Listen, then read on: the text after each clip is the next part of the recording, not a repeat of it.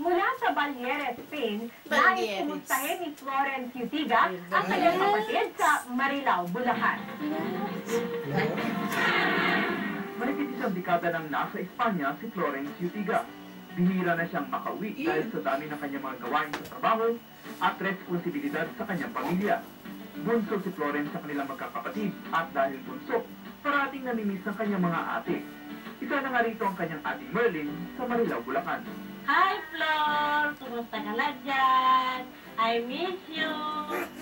Nakakausap lang kita sa telepono, hindi naman tayo nagkikita. Miss talaga kita.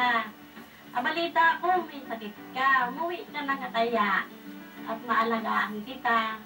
Hello, Nay! Hola! Kumusta kayong lahat dyan? Namimiss na kayo namin, Nay!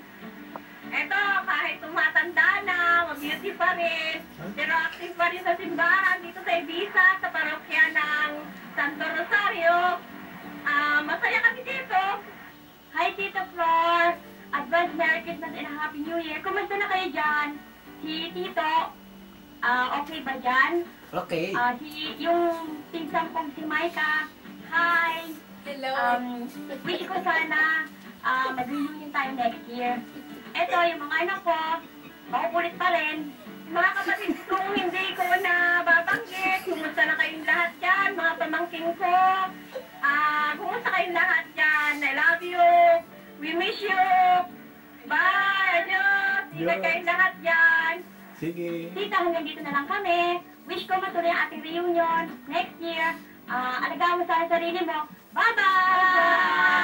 Bye-bye.